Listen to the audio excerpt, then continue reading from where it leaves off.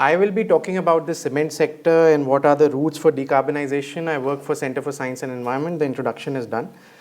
So let's start with some basics of cement sector that because it's a technical topic, everybody doesn't know about the sector.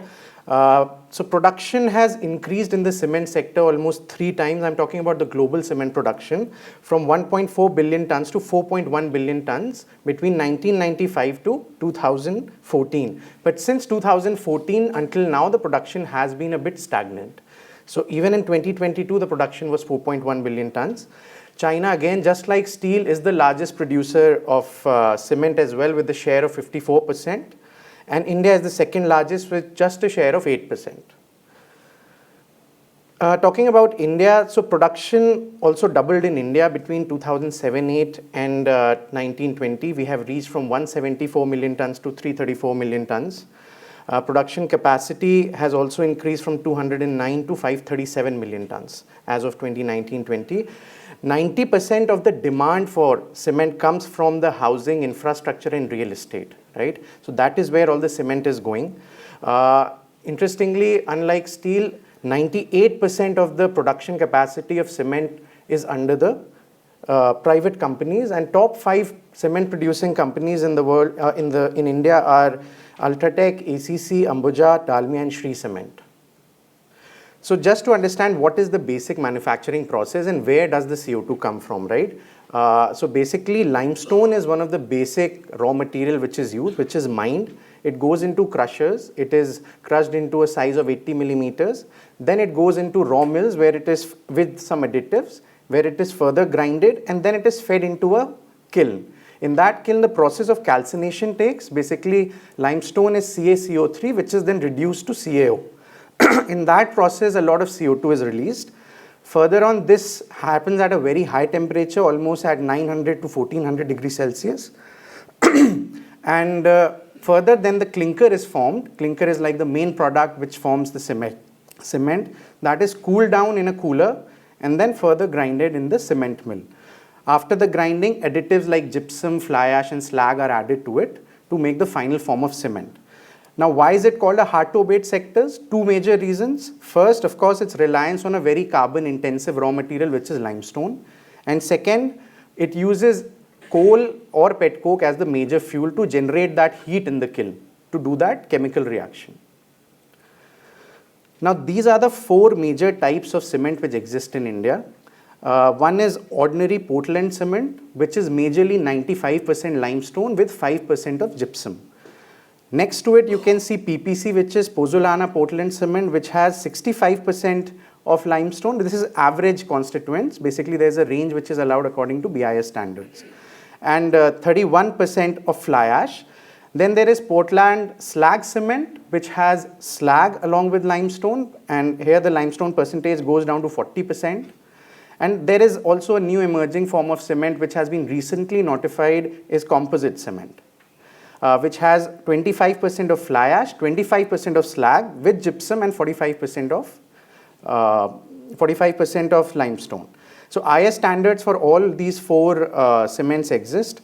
And I would also want to highlight that Indian cement industry is also known as one of the most energy efficient industry in the world. They have done a lot of work in terms of energy efficiency and also known to use a lot of waste materials from other industrial units, right?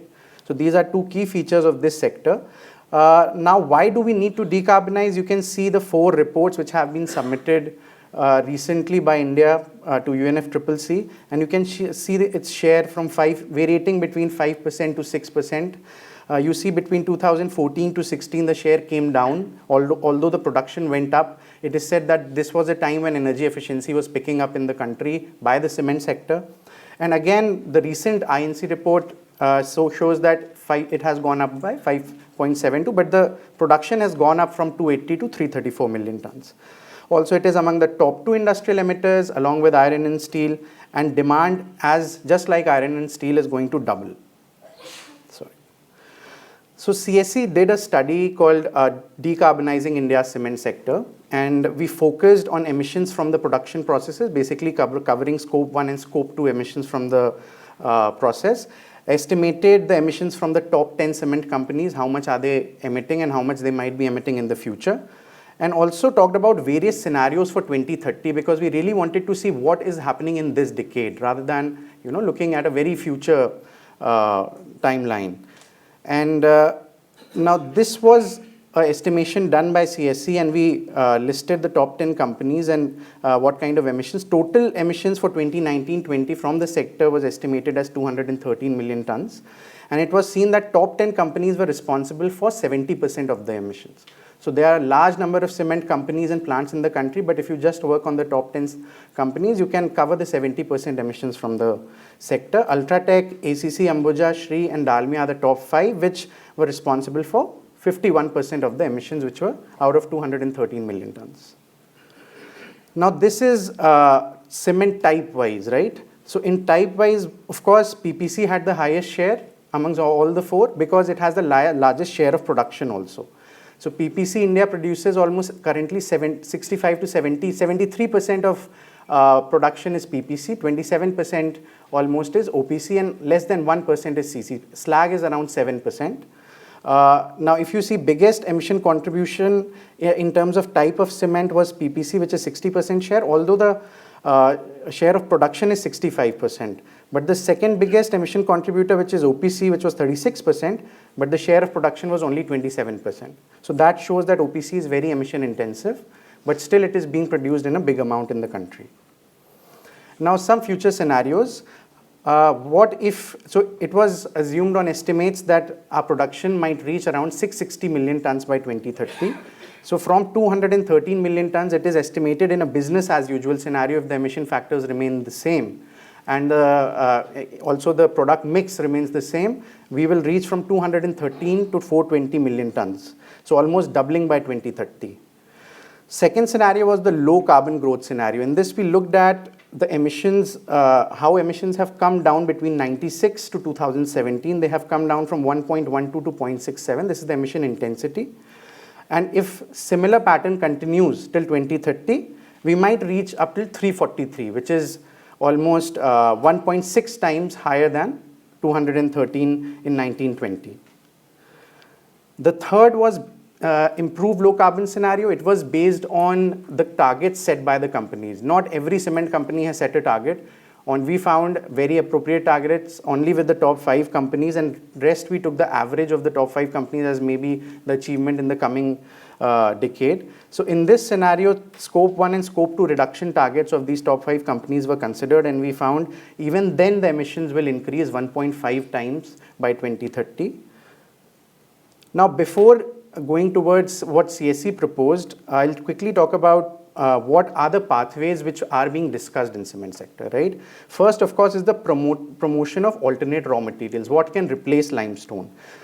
So first, of course, we can do is that eliminate the use of OPC cement, which is happening quite a lot in the country currently. And second is the increase in share of fly ash in PPC. Fly ash is limited and it has a permissible limit of 35% in cement. That can be easily increased. In a lot of countries, this limit is much higher. Although this differs according to the climatic conditions and there is some research required to increase it. But I think there is still a lot of possibility as per experts that it can go from 35 to 40 or 45% in the country. Now, if you talk about fly ash utilization, almost 25% of the fly ash is currently going to the cement sector. But if we go, you can look at the table which is beneath. If we go to 40% of fly ash utilization in PPC cement, almost 42% of the cement will be required, of the fly ash will be required by the cement sector. Similarly, if we go for 45, the percentage increases. Now, what else? Increase in slag usage, right? Currently, there are many types of slag. Slag from steel, slag from blast furnace, which is iron. There is slag from also induction furnaces. Slag from blast furnace slag is going almost 90% into different usages, mostly into cement. But the steel slag is not being used because of some chemical composition issues. But after certain treatment, even the steel slag can be used in a certain percentage to decarbonize the cement sector as well. But slag usage really needs to prep up even more, especially the steel slag and many other types of slags which are existing. There's another material which is being called as an alternate to limestone, is calcined clay, and there's a new type of cement which is being discussed, which is LC3 cement. This has the capacity to reduce limestone almost to 50%, and it says that from OPC it can save CO2 emissions of around 40%. Now, second major thing is promoting green energy, right? So one major thing is the TSR, which is thermal substitution rate. How much coal in the kiln can we replace by other fuels, right? In this, of course, there is a lot of talk about refuse-derived fuel, which is RFD, which is fuel made out of municipal solid waste. The current percentage of refuse-derived fuel you can see for the top 5 companies is below 10%. And it really needs to go high. I think the largest amount of TSR is being done by Dalmia Cement, which is 13%.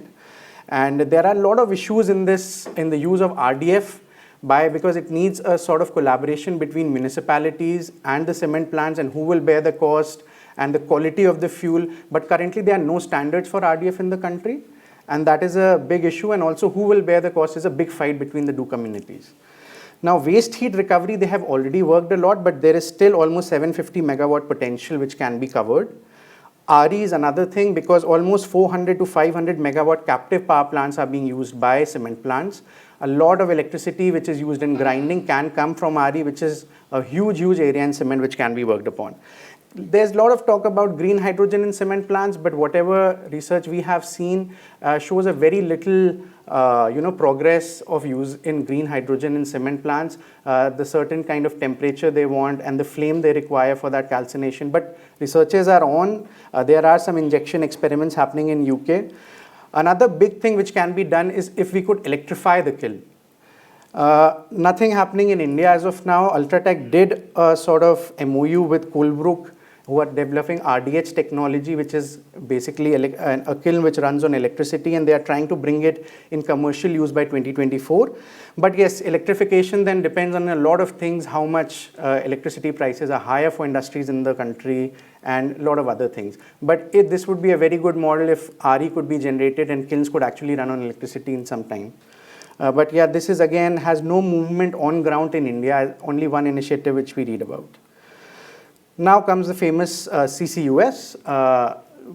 If you look at Global Cement and Concrete Association, their plan for net zero for 2050, they say 36% of emissions from cement sector will be captured or will be looked after by CCUS globally. But with all these risks and everything around, I think when you look at, this is the global map which shows different projects around the world, and there is just one project which is just initiated in India, which is from Dalmia Cement in Tamil Nadu. It was announced in 2019, but it has not taken off. People have said that there is no money. People have said that there is no clearance. We have talked about a lot of utilization aspects, but I mean, things are not moving on CCS on the ground, to be clear, in India.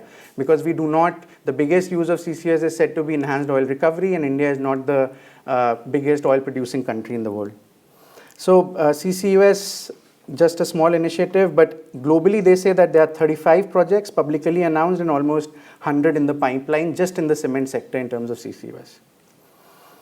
Now, of course, fiscal incentives, right? I mean, can we have some sort of a taxation, differentiated taxation for different types of cement based on its carbon intensity?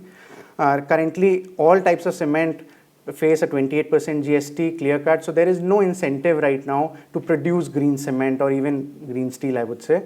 So that is a big open space. Now with the coming of carbon markets, they are saying that they might incentivize these two, but I think something really concrete also needs to come from the government side apart from market-based mechanisms.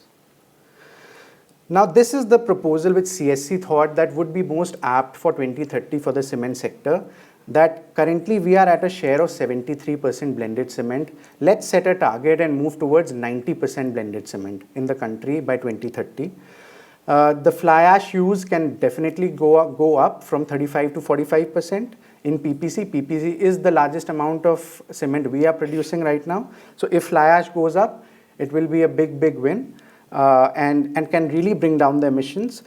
And just by doing blending cement from 73 to 90%, you can achieve 43 million tons or 10% reduction from the BAU scenario, which was 420 million tons as I showed. Now, by increasing fly ash and slag percentages, you could achieve 59 million tons, which is 14% reduction from BAU. And the third initiative is TSR. I think this is the very right time when Swachh Bharat mission is happening, that we are trying to segregate our waste. Of course, this is a big issue not implemented throughout the country, but there are cities like Indore and many others which are doing it in a good way. So, but there is no platform currently which brings them together, the municipalities and the cement industry. Cement industry, the good thing is that the process is at such high temperature, 1400 degrees Celsius, a lot of toxins get really, burnt out in the kiln itself. I mean, sometimes they are even considered a better option than waste to energy plants for municipal solid waste. So this economic model is not working currently and really needs attention. And CSE proposed that we are currently at 5%, 6%, but we should really fight it out in this decade to take it to 50%. If 50% of the fuel can be replaced by TSR, and TSR doesn't only include RDF, it includes a lot of industrial waste, biomass, and other alternative fuels which are used in place of coal. So then almost 20% reduction from BAU scenario. If you combine all three together, we can achieve 42% reduction from BAU scenario and bring down that 420 figure to 177. Sorry, not 420 to 177, we bring a reduction of 177. And we will reach, this is the figure of all the scenarios together. So business as usual, you can see we reach 420 million tons by 2030 in a business as usual scenario. In a low carbon scenario, we go 343, then by company target, we go to 323. And if all the three steps which we are mentioning in the numbers which we have taken, we can come down to 243, which is not very high from the current emissions of 1920, which is 213. But yes, somebody might say this is not an easy task to go to 50% or 45%, but this scenario, this estimation shows a possibility that can really be chalked out. And these are the things which are on the ground, the policies are on the ground. Fly ash is on the ground, slag is on the ground, steel is going to grow, power is not going anywhere, so fly ash in this decade will be there. So I think these are the three areas we should work. Numbers might go up and down a bit, but these are the three areas we should work in for the cement sector. Some final recommendations, what we can do immediately. I think defining green cement, very, very important. This process is already on for steel, I think, in the country. The ministries are already working on it. And also bringing differential fiscal incentives. Controlling OPC. There is a lot of myth that OPC is the most strongest cement and it should be used in highways and bridges. Only OPC can be used. This myth really needs to go away. PPC is equally strong. But OPC has a lot of issues that because it has only 5% gypsum and rest limestone, they mix fly ash separately according to their own comfort and use at different levels of building making. So we need to come with more codes of PPC which facilitates these kind of demands from the demand sector. Now, of course, we need to set a clear target for the country that, okay, let's reach 90%. Currently, there is no targeting for the cement sector. Unlike the steel sector, cement sector doesn't have a separate ministry for itself looking at it. So they are a bit lagging in that part. A government platform can be developed, for easy procurement of fly ash, slag, calcined clay, and a clear set of rules can be set around them. Notify RDF, very, very important. Otherwise, the municipalities will not move to provide proper RDF to the cement plants. And of course, tech and finance support required for pilot projects in KIL and CCUS. If it has to happen, then let's show something on the ground without any policy, without any project. I think we'll just keep debating about it.